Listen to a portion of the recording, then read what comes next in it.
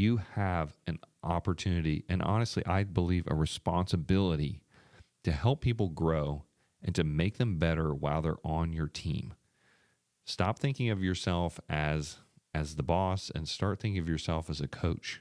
How can you coach them to be the best version of themselves within your business, which is probably going to overflow into some other areas of their lives, and you're going to be able to make a really positive impact on them. This is the Main Street Reimagined podcast, a show for people ready to turn visions into realities and ideas into businesses. Hey, I'm Luke Henry, and each week I lead conversations with Main Street dreamers who took the leap to launch a business, renovate a building, or start a movement. Their ideas, their mindsets, and their inspirations, as well as some of the highs and lows along the way. This is a place for dreamers, creators, developers, and entrepreneurs to learn, share, and be inspired to change your community through small business. Enjoy the show. Hey friends, this is Luke Henry, and this is the Main Street Reimagined podcast. Thanks so much for being back with us for another week here of discussions.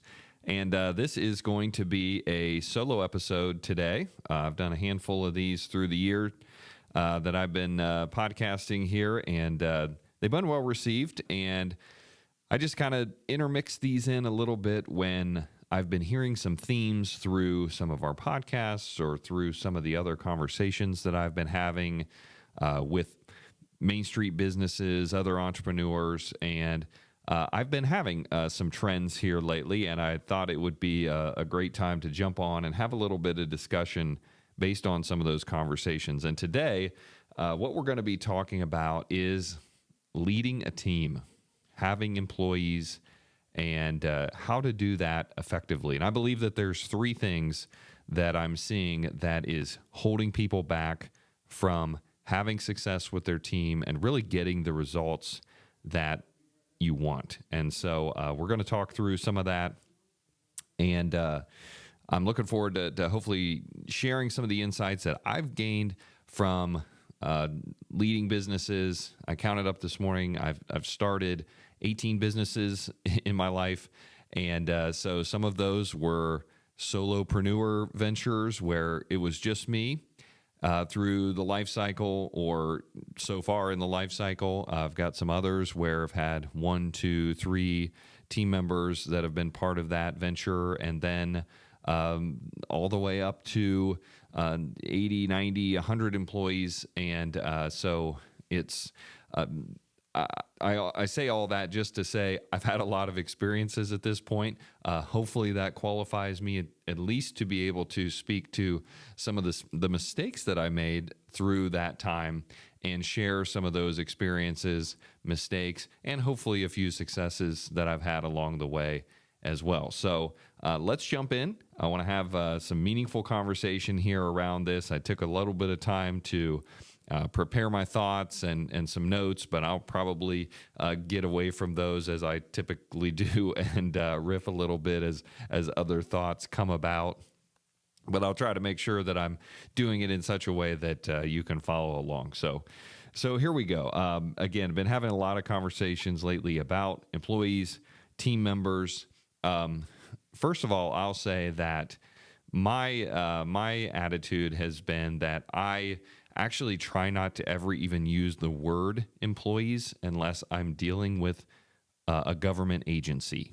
And so government agencies, they want to know how many employees. If I'm talking to workers' comp, or we just went through a workers' comp audit lately, which is a whole other topic for discussion. But been through a couple of those now, and obviously we have to talk about employee wages and responsibilities and what class they're in and all that sort of thing. But if I'm not talking to a government agency, I'm using the words team members. I want people to feel like they are members of a team. And that's going to be an important distinction. And maybe you say, Luke, that sounds like just semantics. You're literally just substituting the words team members for employees when you're using that in sentences. And yes, maybe it is, but also I believe that words matter. And I believe that people are listening closely to the words we're using and the way that we're using them. And a lot of our attitude, our feelings about our team members come across in the way that we're speaking with them and about them. And I think that it's really important that our heart is right in the way that we're thinking about these people that are investing their time, their lives. Yes, we're paying them, of course, but they're also giving of themselves to make our organizations better. And I think that we have to start from that basis to make sure that they really feel valued and part of a team. They're not just subservient to us. They're not just here to meet our needs. They're here to be part of the mission that we're working towards together. And I think that that's a really important distinction. So Dave Ramsey has this quote. He says that employees show up late, leave early, and steal while they're there. And, maybe that's a heavy-handed way of saying it, but he's getting to the same point in saying that he wants team members. He wants people that are here for the team. They're here for the mission. They're really going to give of themselves, and we have to set that tone even in the way that we're referring to those folks. So I wanted to start with that basis there. So why is it that you might not be getting the results out of your team that you really want? And let me also just add this qualifier before I jump into these three areas. And that is to say, I am not saying that I do all of this perfectly and that I don't mess it up even still after lots of repetitions and having hired my first full-time team member, W-2 employee 20 years ago. And so I have had a lot of reps, literally hundreds and hundreds of team members that have cycled through the different organizations that I've been leading through this time. And I've made a lot of mistakes through that time. And I've learned a lot of tough lessons, but I've also become a student of the game and read a lot of books, talked to a lot of smart people, talked to a lot of people that are getting it right.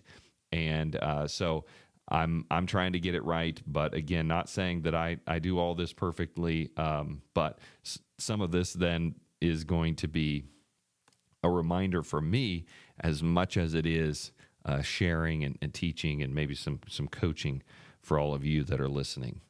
So number one reason you're not getting the results you want with your team, that is lack of vision and values. Lack of vision and values. And some of you may be hearing that, and you're like, I literally have one person that's working on my team, or I have 3 or 4 part-time people that are working with me. Do I really need a vision board or a mission statement or core values and that sort of thing? And I would say, yes, it really is going to help you. I think that it's important to define those things, and that it's important that you know first and foremost, and then that you're clearly articulating that to your team members. But even if you don't, I don't want this to be intimidating. I don't want this to be like, gosh, I don't have time to do a weekend summit to go come up with my vision and chisel it into stone tablets and bring it back to our team and read it off like the 10 Commandments. And it doesn't have to be that way, but it is important. And really it boils down to this. Your vision is, why are you doing what you're doing? And your values are really how you're doing what you're doing. So I'll say that again. Your vision is why you're doing what you're doing, and your values are how you're doing what you're doing. And it's really important that your team members understand that, and that you've articulated in such a way that, the why isn't just because I have a dream of growing a business, or I really like coffee, so I have a coffee shop. I really like home decor, so I have a home decor store. That's not why you're doing it. I believe that all of you, if that is why you're doing it, you're probably not going to be able to do it for very long, because that's not enough to get you through the really tough days. And if you've been listening to this show for a while and you've been hearing stories from real entrepreneurs that are getting it done every day, you know that you've heard some tough stories and some tough times that they've went through They've overcome a lot of obstacles. They've overcome a lot of fears and self-doubt. And a why that's not really compelling is not going to get you through, and it certainly isn't going to be able to get your team through. So it's important that you know that. And maybe that why is, I want to do this because I really want to bring this concept to our community. I believe that there's a huge unmet need. I have a heart for the people that I'm serving through this business, and I believe that it can make people's lives better. I believe that it can buy back time for them. I believe that it can create meaningful connections. I believe that my restaurant is going to be I'm going to provide the tables where memories are made for families. I'm going to do these things, and that's really what's driving you and compelling you. And your team needs to know that, and they need to understand that and be able to be part of that. So again, this is a little bit philosophical here, but it's really important. How do you want, explain to your team how you want your customers or clients to feel when they're in your business, when they're interacting with your business. How do you want them to feel? And, do you want them to feel valued? Do you want them to feel loved? Do you want them to feel comfortable? Those are really important things that you're explaining, and you're explaining that why to your team. And from a values standpoint, again, how are we going to do the things that we're doing? One of our businesses is Proscape. Maybe you heard me talk about that a little bit. We're a landscaping business, and we have a set of values that we worked on together as a team. That's a very large team. We have a leadership team there, people that are running departments, and just super fortunate to have those folks on our team.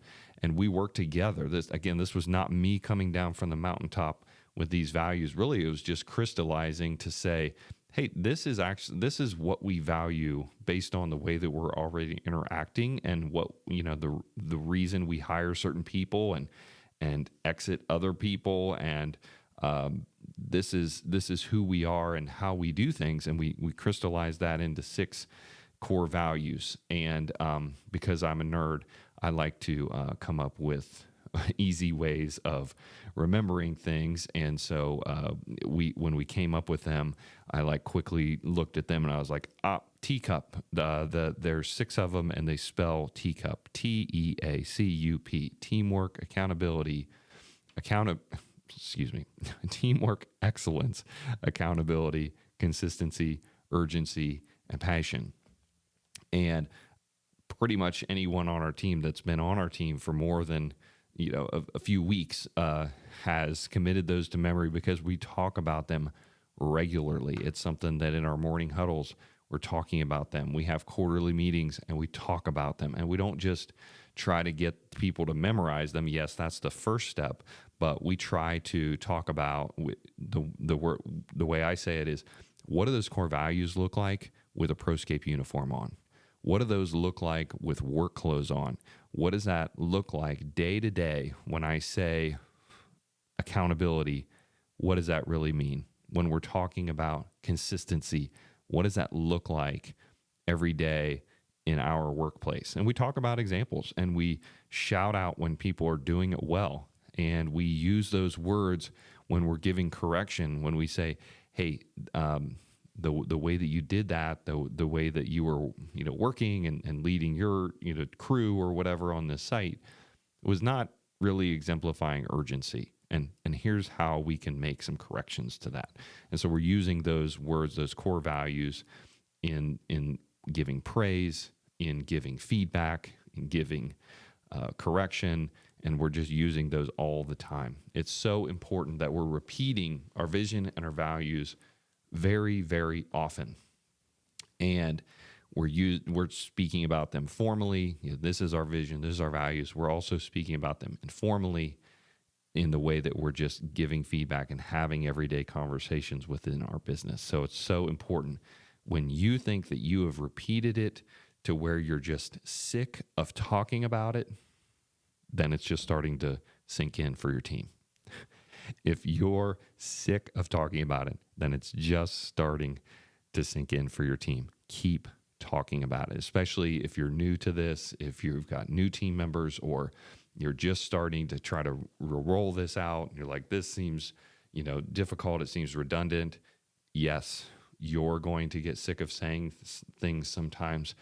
Patrick Lencioni talks about the owner, the leader is the chief reminding officer. You are the CRO. You are the chief reminding officer. You have to talk about these things constantly to keep them top of mind for everyone.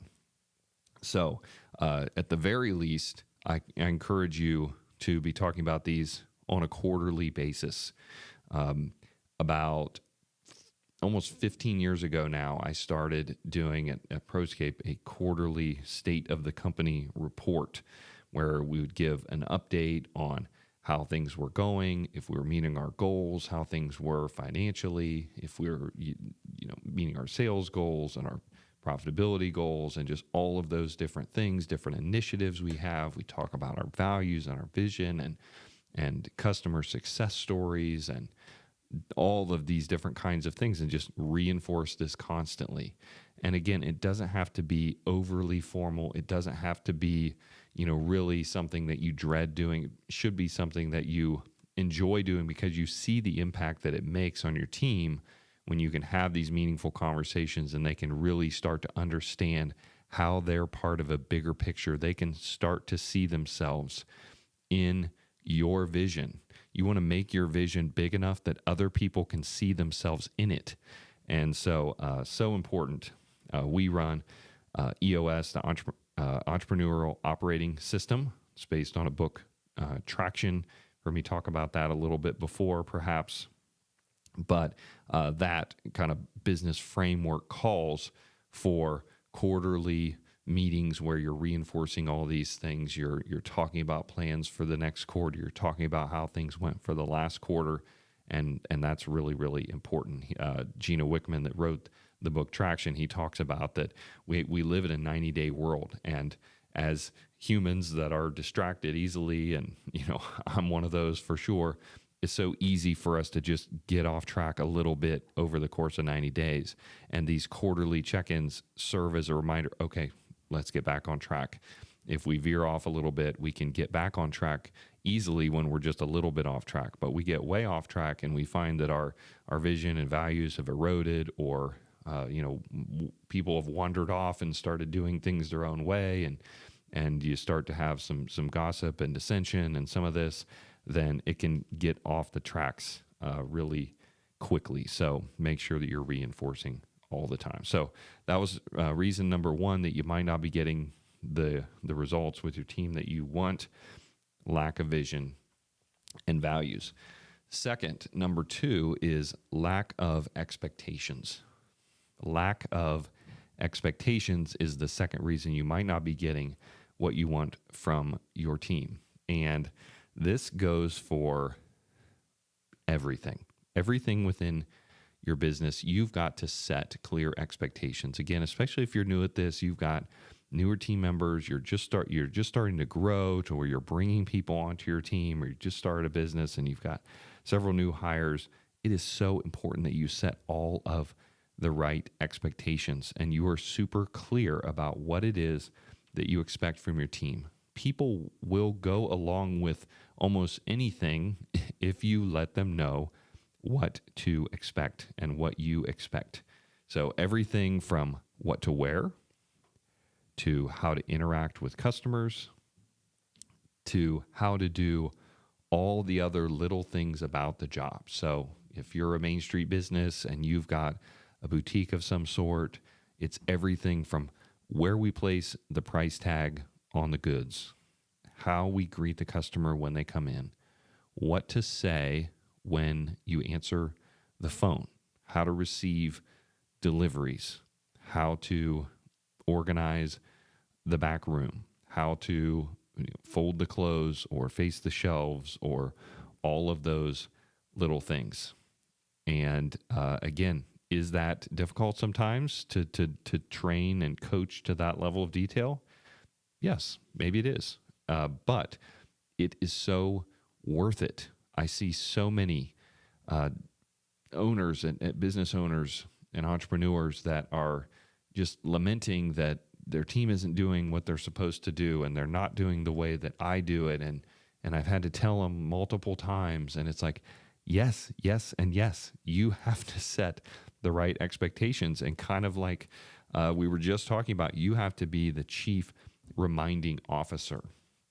And if you are a Gen X or kind of early millennial, you might have to be training your Gen Z team members in different ways and training them on different things than what you might have to train a fellow Gen Xer on.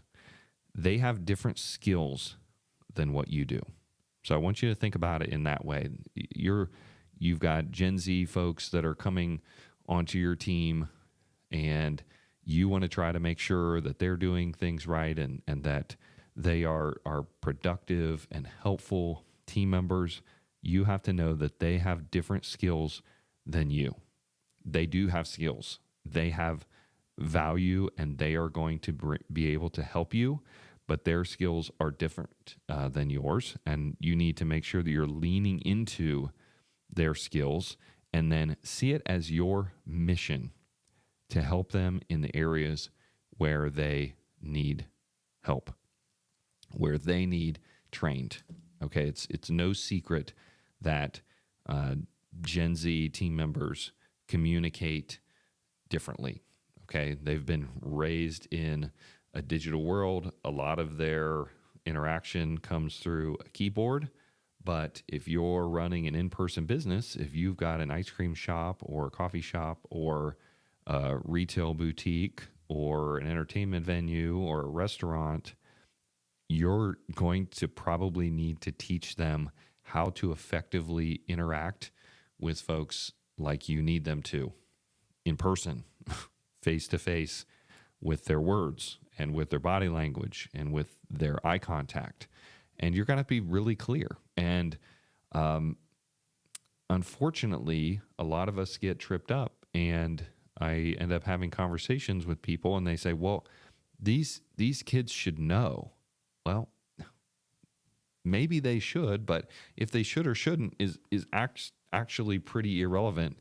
It seems that they don't, and so it's your job. And again, if you take this as your mission to help set clear expectations, to teach them how to interact, how to, literally talk with them about what is appropriate dress. You have to set a clear dress code for your establishment. Tell them what to wear. And if they need advice on where to buy it or how to get it or whatever, then help them with that too. It is part of your job to do that. And again, should it have to be? Again, you can think what you want, but at the end of the day, the reality is we've got to do what we need to do to support our team members to make sure that they can do the job that we need them to do. And we need to be very clear about what those expectations are. And we're going to teach them how to stand behind the counter or walk out and greet your guest or customer, look them in the eye, welcome them, smile like you're literally talking them through how this interaction needs to go.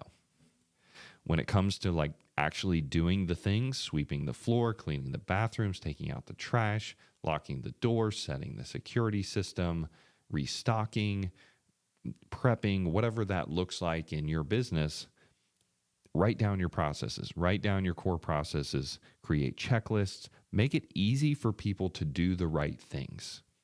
Make it easy for people to do the right things. Sometimes I see some frustration that builds on both sides of this. The owner is not doing a good job of creating clear expectations. The team members get frustrated. They don't know what to do, or they forget one small thing and they get in trouble, or they get the cold shoulder, or they don't get feedback. And it doesn't have to be this way. We can make it easy for people. And again, this doesn't have to be fancy. We don't need to get new software or anything. If you've got a closing checklist, there's 10 things that need to be done every time the establishment is closed, then make a checklist, write it on a paper and laminate it, or figure out what works in your reality. You put it on your POS iPad or wherever, and make sure that they know exactly what has to be done every time. Make it easy for them to succeed. Don't just rely on verbal communication, verbal training. Write things down, type them out. This can eventually lead to something that's more formal, that's maybe a team manual or standard operating procedures, but it can literally just start with some short checklists and making it easy for them to know what the expectations are and to meet the expectations. And then it's very easy to also go back to them then if something got missed and say, you missed the expectation. There's 10 things on the checklist. Only 8 got done. These 2 need to be done. And, your process could include rewards or consequences if certain things aren't done. And those expectations are clear as well. And when they're set up front, then it's very easy to have that conversation. And we're not relying on people to just, quote, know what to do or know what they should do. We're actually making it super clear. So to be clear is to be kind. And we have to remember that. If we're not willing to be uncomfortable enough to be super clear on what the expectations are, then we're going to have to be comfortable with being really frustrated all the time and probably not bringing out the best in our business or our team members if that's how we're operating. So the number 2 reason that you're not getting the results you want is lack of clear expectations. Number 3 is you haven't given them ownership of anything. You say, well, Luke, these are employees. What do you mean give them ownership? I'm not giving them, equity in my business. I mean, I'm not even making money yet. I've put my money and my blood, sweat, and tears into this. Okay. But people want to feel like they're part of something bigger. And when we treat team members as just employees, like someone that's there to serve our needs and our needs only, and we're not really involving them in the process and making them feel part of it and a sense of pride and ownership, then we're only going to get an employee that's there to punch the clock, do the bare minimum, and be rather disengaged while they're there. That's the reality. And if that describes the types of team members that you have, maybe it's time to look in the mirror. Maybe it's time to look in the mirror and say, what am I doing to really engage my team members to make them feel like they have ownership of a piece of the business? Let me give you some examples. I learned this at my very first job. So I've been an entrepreneur like most of my life. I counted up today. I've only had 3 W-2 jobs in my entire life. My 42 years here on earth, I've had 3 W-2 jobs, and that only represented like 6 years of my life, probably less really. And so, but my first job as an employee was at Whiston Pharmacy in Mount Gilead. And as a 16-year-old there, that was my first job, and I enjoyed it, and they had a good culture there. And I was responsible for 2 main functions in my first job there. I was responsible for filling the pop coolers and stocking the adult diaper section. So in a pharmacy in the late 1990s, yes, that was in the last millennia for those of you that are younger than me. So those were the fast movers, adult diapers and pop. And I came in every day. I worked after school typically, and I would come in.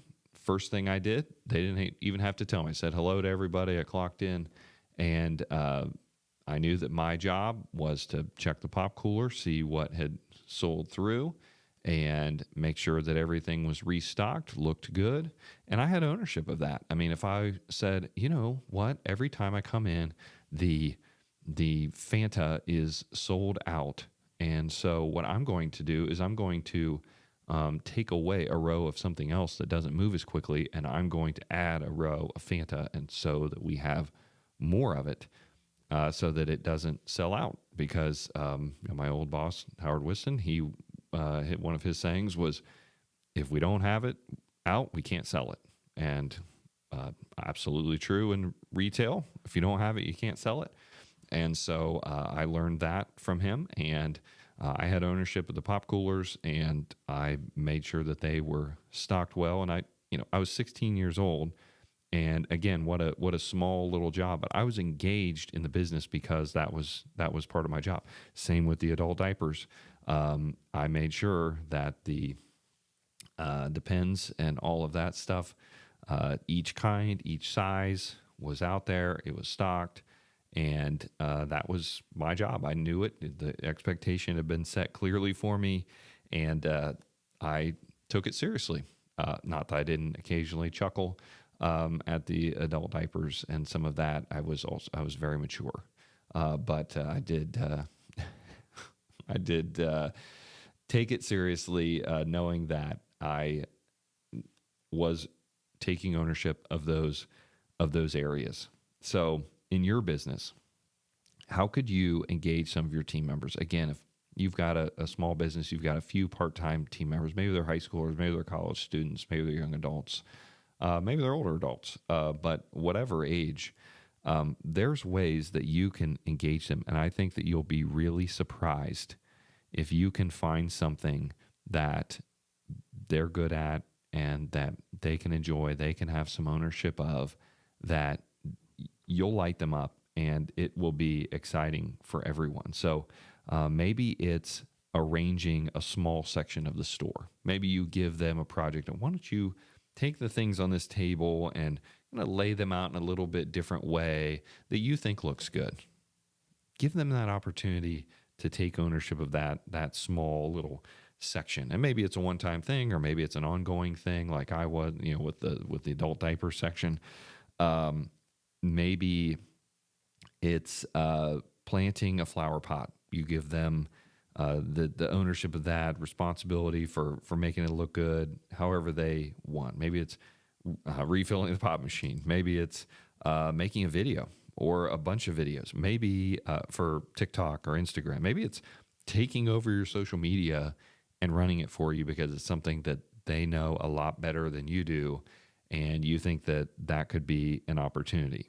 And, I would encourage you, depending on the size of the task, how public it is, taking over your social media obviously is a much bigger responsibility to give someone than, re-merchandising a shelf or a table. But this is where the analogy of the rope is that I have used a lot through my business years, where if somebody is new and they haven't proven competency with something, then I hold on to one end of a rope and give them the other end. We've actually done this visually just to kind of help everyone understand. And we're standing shoulder to shoulder, and we have the rope in our hands, and there's no slack in it. And so that we're working together, but they're like right there close to me. And then as they prove competency, they gain experience, I start to let the rope out a little farther. And so, they can kind of move around a little more. We're not just shoulder to shoulder because I'm keeping the rope real tight. I'm letting it out. They're having more and more autonomy. They're getting more and more kind of freedom to work within the boundaries of the task that I've set. And they continue to do a good job, and they're gaining more experience and giving more competency. I let more and more rope out, and they continue to just have more and more that they are responsible for, and I'm not right there looking over their shoulder. I'm not shoulder to shoulder with them. We're not doing it together anymore. They're starting to do it on their own, and they're doing a good job. And so if there comes a time where they prove that I've given them too much freedom and autonomy, then I can pull the rope back a little bit. We can retrain. I can coach them, give some feedback, and then they make those corrections, and we let the rope out again.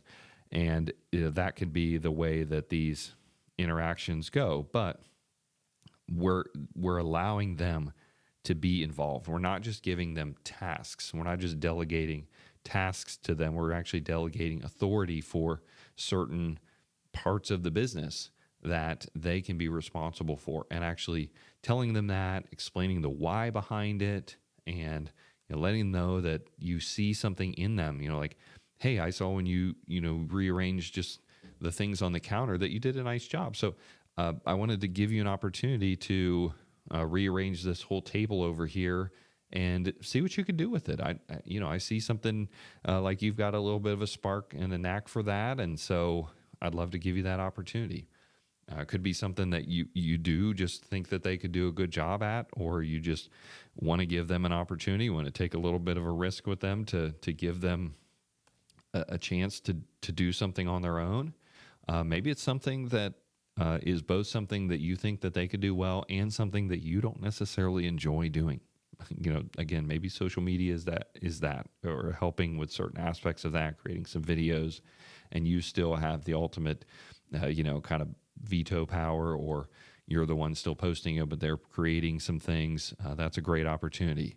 My wife, Lindsay, owns a toy store, and she's been on the podcast before, and we've talked about a lot of different topics.